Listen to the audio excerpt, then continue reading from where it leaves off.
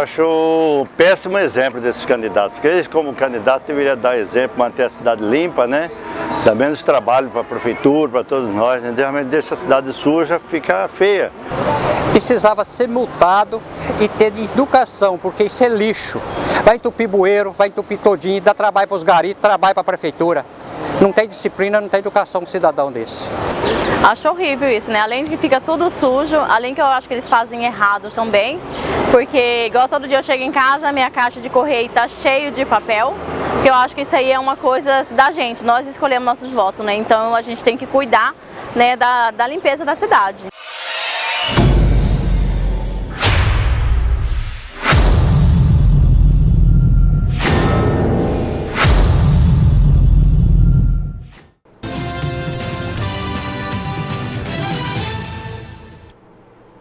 Olá, hoje eu quero fazer um compromisso com você e quero também de você esse compromisso. Vamos estar juntos hoje e amanhã para falar de política, mas para falar de política numa visão científica, numa visão histórica, numa visão de consciência cidadã. Hoje nós temos uma convidada especial que ela vai estar conosco hoje e amanhã, explicando sobre o cenário político, fazendo uma avaliação, trazendo orientações para a gente. Nessa primeira entrevista que hoje estamos exibindo, nós vamos fazer essa avaliação desse cenário, trazer informações, orientações importantes para nós definirmos o nosso voto. E na entrevista de amanhã, ela vai explicar um pouco sobre o que compete a cada um, a deputado estadual, federal, senador, governador, presidente da República. Então, eu quero você nesse compromisso com a gente aqui na RDTV, ok? Então vamos hoje. A nossa entrevistada é a cientista política do IFMT, a Cristiane Fonseca. Muito obrigada por ter aceito o nosso convite, Cristiane. Obrigada, Lídice. É uma satisfação muito grande poder estar aqui com vocês, principalmente num período eleitoral, podendo contribuir aí com essas discussões. Bom, então vamos fazer aqui uma avaliação do cenário, primeiro em nível nacional, né? Nós temos visto uma enxurrada de notícias, de informações desencontradas, informações às vezes até com muita malícia, com muita maldade, muitos fake news. Como é que você, como cientista, percebe esse cenário dentro de toda a história política do Brasil, né? Tá pior? Pois é, Lídice. Nós passamos hoje, né, o que se fala muito é quanto às fake news atualmente. Na TV, como até a gente estava conversando aqui anteriormente, se tinha muito a ideia do Comitê da Maldade. Sempre que se tinha os períodos eleitorais, as campanhas, né, dos programas de TV, elas acabavam nas últimas semanas sendo aí amplificadas de denúncias e muitas delas, às vezes, até forjadas aí para poder criar uma tensão entre aí as candidaturas postas. Mas hoje a gente teve uma ampliação muito grande das redes sociais. Então as pessoas passaram a ter uma informação muito mais rápida, muito mais fácil, e inclusive ela é muito mais ágil para ser forjada também. E ela acaba se espalhando com uma veracidade, com uma velocidade muito mais rápida também. Por quê? Quando ela é publicizada, naturalmente as pessoas também começam a compartilhá-las. Então, de repente, aquela notícia que pode necessariamente não ser uma verdade, ou caso ela seja, às vezes só tem o sentido aí de denegrir alguma campanha, que acaba deixando a campanha menos propositiva e mais imbativa, né? Ela acaba sendo aí fomentada nas redes sociais e acaba muitas vezes passando aí até por uma verdade, já que as pessoas postam, outras compartilham e isso vai se propagando nas redes sociais de uma forma bastante latente e efetiva. As pessoas, elas ainda se influenciam, por exemplo, pelas pesquisas eleitorais que são divulgadas? Você percebe que há esse peso no voto? É muito interessante até essa fala, porque há dados da Datafolha em que as pessoas falam que a pesquisa não interfere necessariamente no seu voto. Mas o que se percebe muito é os votos úteis se afunilando nos últimos dias de eleição. Por exemplo, no mandato hoje na presidencial, nós temos 13 candidatos a presidente.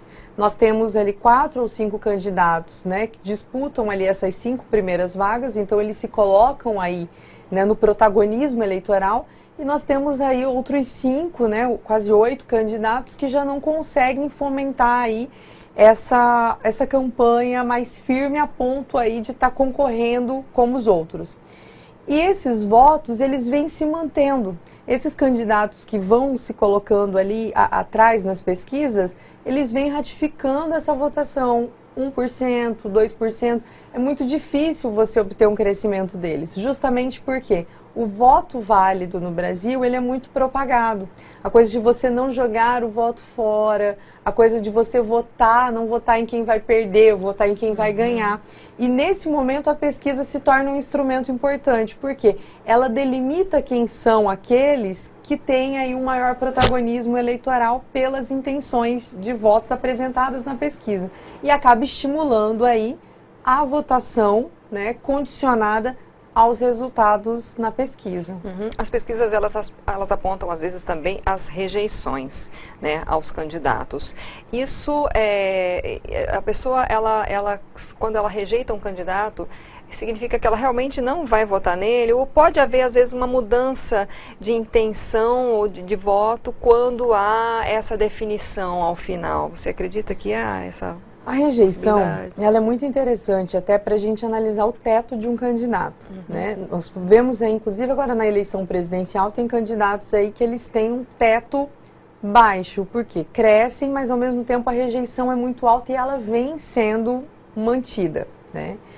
E o Brasil, eu acho que desde 2013, aí nós tivemos aquelas grandes manifestações nas ruas, ela foi passando por um processo de polarização política. Então essa polarização, ela acaba estreitando em 2, 3 candidatos essas grandes rejeições, porque você quer votar na polarização no que se remete ou A ou B, ou eu sou anti-A ou eu sou anti-B. E por isso, muitas vezes, 2 candidatos acabam polarizando aí, sendo aqueles que têm maiores rejeições. E acabam mantendo essas rejeições e ficam com um teto baixo, no sentido de poder estar crescendo mais nas intenções de votos. Mas isso é fruto, eu diria para você, como você disse, vamos tentar trazer algumas coisas aí históricas. 2013, o Brasil vem polarizando nas ruas, nós tivemos aí tantos movimentos progressistas como os movimentos mais conservadores nas ruas, pedindo aí satisfações da política como um todo. Em 2014, nós tivemos uma eleição extremamente acirrada presidencial, né, uma diferença muito pequena entre os 2 candidatos aí que disputaram o segundo turno e que também polarizavam correntes em tese, pelo menos ideológicas, distintas. E isso foi seguindo ao longo dos anos. A própria greve dos caminhoneiros, ela foi uma grande representação dessa polarização brasileira. Os caminhoneiros nas ruas, com uma pauta específica a priori, mas ao mesmo tempo com 2 grandes blocos ali. Um bloco, inclusive, pedindo ali o retorno da ditadura militar e um outro bloco também fazendo a fala do volta a Lula. Ou seja, você cria essas 2 grandes polarizações e, ao mesmo tempo, essas 2 grandes rejeições. Inclusive, os candidatos hoje que não estão polarizando essas 2 grandes frentes, vêm fazendo justamente um discurso, acho que essa semana, principalmente os candidatos presidenciais, passaram a pautar o discurso de que o Brasil não precisa mais dessa polarização, que ele não precisa mais desses extremos. E aí é isso que acontece, esses extremos acabam ficando justamente amarrados a essas maiores rejeições. Crescem também, porque no voto válido, os extremos acabam tendo uma intenção de votos mais altos. Ou seja, eu preciso votar naquele que o meu voto será válido, será de uma possível vitória. Mas, ao mesmo tempo, são os que mais crescem, né, em termos de rejeição, já que, como você divide, hipoteticamente, eles dentro de uma perspectiva ideológica, são 2 correntes distintas aí que vão traçar o panorama eleitoral agora para 2018. Acho que as maiores polarizações que a gente tem visto justamente estão nessa linha, de que eu vou votar no candidato A para não subir o candidato B, para não ter risco daquele candidato que eu não aceito, não concordo, não seja o eleito, né? Seria por aí. Exatamente. Assim, eu até diria para você que desde a redemocratização, essa é a eleição que nós temos o maior número de candidatos a presidente. Então nós temos aí uma variedade. O eleitor hoje ele teria a possibilidade aí de escolha, de opção de 13 candidatos distintos. No entanto, a eleição acaba ficando ainda concentrada entre os 5, 6 primeiros colocados nas pesquisas. E os outros vêm mantendo o mesmo percentual. Por quê? São os que fornecem alguma possibilidade de vitória em termos quantitativos e as pesquisas acabam fomentando muito isso, e são os que também vêm polarizando aí essa discussão mais ideológica, e aí você cria essa tensão, né? Eu não voto no A, né? Porque eu não quero, não é necessariamente porque eu queira o B, mas é porque eu não quero o A, eu rejeito o A. E vice-versa, né? Eu voto no B porque eu rejeito o A. E aí a gente vai vivendo essa polarização muito grande hoje no cenário político brasileiro. E no Estado, qual a sua avaliação? Você tem percebido, tem havido também uma certa polarização, talvez não tão acirrada como em nível nacional, né? Como é que você avalia? Eu diria para você que, assim, no âmbito local hoje, a gente já não tem tanto uma polarização com perfil ideológico. Se nós analisarmos aí, nós temos 5 candidatos hoje ao quadro para o governo, para o executivo estadual, e 3 desses candidatos, que são os que apresentam maiores intenções de votos, ao longo dos anos de seus históricos, eles sempre caminharam dentro de uma mesma perspectiva ideológica, de grupos também. Então, assim, Mato Grosso não protagoniza necessariamente uma polarização ideológica, né? Ela vem protagonizando polarizações muito mais com relação a grupos que foram revezando aí no poder, muitos que tiveram escândalos, tiveram uma série de percalços aí em suas gestões, e as polarizações acabam ficando alinhadas muito mais nesses discursos em Mato Grosso com relação à corrupção do que necessariamente por um alinhamento mais ideológico, como nacionalmente a gente vem acompanhando. Você acredita que em Mato Grosso pode ser definida a eleição para governo, por exemplo, no primeiro turno já? Exatamente. As últimas pesquisas, né, elas vêm apontando que há um candidato que vem despontando aí nas intenções de votos, como na primeira colocação, mas 2 candidatos vêm tentando equilibrar, praticamente empatados aí uma segunda posição, né?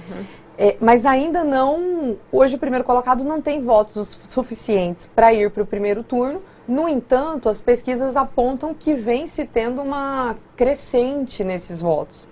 Então, com 2 semanas de campanha, se mantiver aí essa crescente de votos que vem se apresentado, há uma possibilidade da eleição em Mato Grosso ser definida aí num primeiro turno. Agora, os candidatos que estão como segundo e terceiro colocados, um deles, inclusive, vem apresentando também uma escala crescente. Então, se ele também continuar nessa crescente, porque hoje nós já temos 2 candidatos que estão empatados aí na segunda posição, né? Tecnicamente. Então, se um desses candidatos, que também começou a apresentar uma crescente, se eu não me engano, pela pesquisa Ibope até apresentou 5% aí nessa crescente, aí Mato Grosso consegue fomentar um segundo turno, né? Mas para isso precisa haver ainda desses 2 outros candidatos que estão entre segundo e terceiro ou empatados tecnicamente, que também haja um crescimento, porque do contrário, o primeiro colocado também vem crescendo numa escala de pontuação, 7% aí, praticamente com uma semana entre uma pesquisa para outra, que por 2 semanas seguindo essa crescente, pode-se também definir aí no primeiro turno nas eleições mato-grossenses. Vamos falar agora de aqui seria um 6º candidato, mas o branco e o nulo, né, que a gente viu na eleição passada, que houve aí um grande número de pessoas que votou em branco ou votou nulo. Primeiro, uma dúvida que muita gente tem, qual a diferença de um e de outro e se isso influencia diretamente em algum outro candidato. Porque antigamente se falava, se votar branco, esse voto vai para o candidato que tiver mais votado, né? Isso acontece realmente? Pois é. Inclusive, muito bom é que a gente até tocou no início da entrevista com relação à questão das fake news. Hoje, se nós entrarmos nas redes sociais, há também campanhas aí muito grandes do vote nulo, vote branco, ninguém nos representa, né? Para anular a eleição, inclusive, se votar nulo, né? As pessoas comentam isso. Se a maioria da população votar nulo ou branco, nós conseguiremos, né, cancelar as eleições. Eleitor, infelizmente, isso não é real. A legislação brasileira, ela permite que a contabilização ela seja baseada somente nos votos válidos, ou seja, nos votos que são concedidos aos candidatos. E aí o que acaba acontecendo? O voto nulo ou branco, ele tem muito mais uma identificação teórica do que ele representa para o eleitor do que necessariamente quantitativo. O voto nulo, em tese, ele implica na ideia de que eu não aceito nenhuma das candidaturas presentes, então eu anulo o meu voto. E o voto branco, ele acaba tendo um perfil de que eu me abstenho dessa eleição, mas em tese, né, que seja aberto aí a possibilidade de alguém ganhar essa eleição. Tanto faz, né, para quem vota faz, branco. ele é o tanto faz. Só que assim, isso tudo são apontamentos teóricos do voto nulo e do voto em branco. A praxis disso é outra. No Brasil, a legislação ela é baseada no voto válido, ou seja, o voto concedido aos candidatos. Inclusive, até é bom salientar sobre isso, porque não adianta fomentarmos essa campanha necessariamente do nulo e do branco. Aí o que a gente pode acabar, né, a gente pode acabar virando vítima da eleição de pessoas que necessariamente não represente aí o que são as demandas populares. O Rio de Janeiro, por exemplo, que teve aí uma grande polarização eleitoral nas últimas eleições para prefeito, o prefeito eleito, né, que foi o Crivella, ele teve um menor quantitativo de votos do que se somados brancos, nulos e as pessoas que se abstiveram de ir votar. Mas ele é o prefeito. Ele foi eleito, porque a legislação permite a legitimidade dos votos válidos.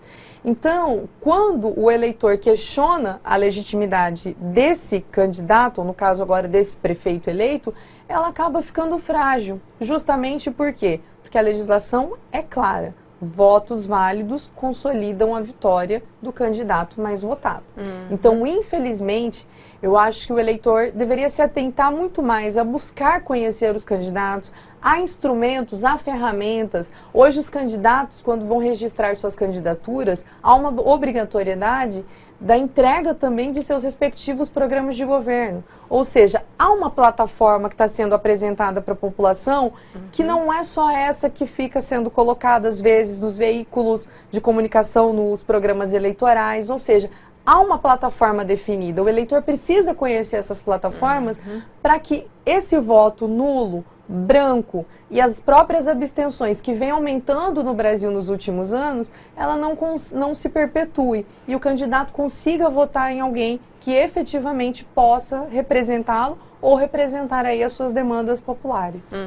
Bom, então para a gente encerrar esta entrevista, Cristiane, que a gente vai continuar falando desses assuntos também na entrevista de amanhã, né, falando de outros temas, que alerta você deixaria então para o eleitor?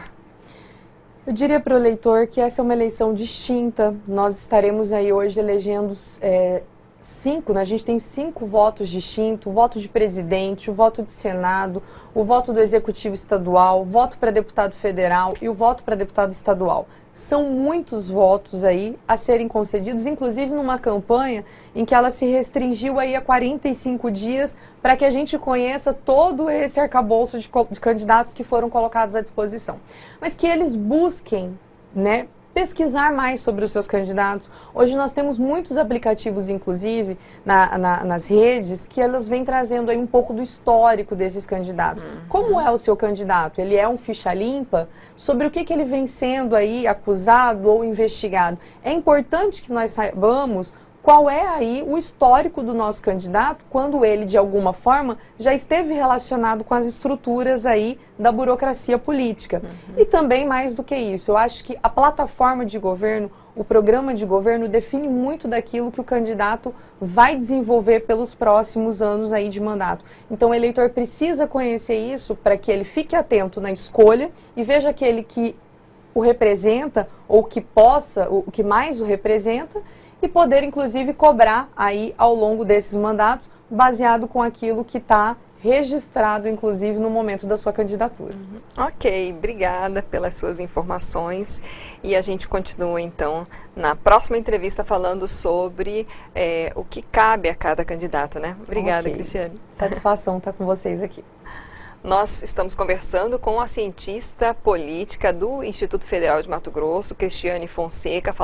Ela fez hoje uma análise do cenário político nacional e estadual, sem citar candidatos, justamente só para a gente ter essa consciência do que estamos vivendo e qual é o nosso papel. Então ela falou bastante também a importância de você definir o seu voto, né, o porquê do voto branco e nulo, tirando aí algumas ideias que se divulga, né, que vai anular a eleição se você tiver maior quantidade de brancos e nulos, não existe isso. E eu quero encerrar esta parte da entrevista com um lembrete para você. Primeiro, nós vamos ter uma ordem para votação. Então é importante você fazer a sua colinha na hora de votar. A ordem destas eleições vai ser a seguinte: primeiro a gente vai votar para deputado federal, depois para estadual ou distrital, depois nós vamos votar para 2 senadores, não pode ser o mesmo número, senão você vai anular um deles, então tem que ser 2 senadores diferentes, aí a gente vota para governador e depois para presidente. Faz então a sua colinha aí, faz a pesquisa. Um dos sites que tem informações do TSE sobre os candidatos é o Divulga Cand, está aqui escrito para você, né? O Divulga Cand contas tse.jus.br, dá uma olhadinha lá, pelo menos se o seu candidato teve a candidatura deferida. Fica essa dica para você. Amanhã a gente conta um pouquinho sobre o que compete a cada um. Tem gente prometendo que não pode fazer, hein? Então, faça um convite. Pega essa entrevista, manda para os grupos do WhatsApp, compartilha com seus amigos. Ela fica disponível no YouTube, no site RD News, no RDTV. Vamos lá, curta, compartilhe e vamos fazer o nosso papel de cidadão. Obrigada pela sua audiência e até amanhã.